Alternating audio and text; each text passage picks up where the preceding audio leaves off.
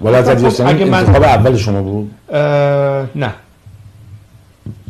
رکورد بهش اشکال نداره؟ نه مثلا انتخاب نبود، ولی که نه میدونه تمام داستان بود. تمام اگر انتخاب داشتم همش رو میدونه.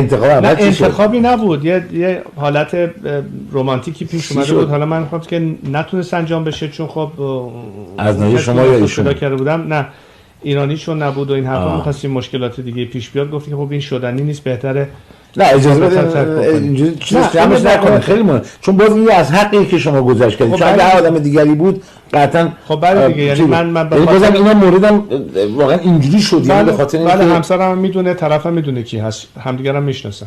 بگذارید. نه خیلی جالبه که شما مجبور شدید که بگذرید.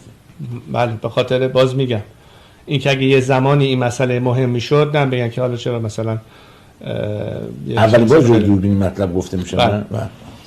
بله خیلی با جزء حقایقی که بعد نیست مردم بدونن دیگه واقعیت رو. به هر حال بنابراین تصمیم گرفتم نصف از کسانی که در دنیا می‌خواستن جای شما باشن همین الان پشیمون شدن. بله نصف از کسانی که تو دنیا دلشون می‌خواد جای شما باشن همین الان پشیمون شدن. میدونید یه اصطلاحی میگن که همیشه میگن که سبزی اونور نرده پررنگ. خب رفتید ازدواج کردید. خلاصه گفتم چون من نمیتونم یه زندگی عادی یک جوون 24-5 ساله رو داشته باشم که تمام فرصت‌ها رو داره، خب چیکار بکنم؟ یه جوری هم باستی حریم خصوصی خودم رو با یه چیزی پر بکنم. بهترین چیز برای من اون موقع پیدا کردن یک همدم و یک همسر بود دیگه.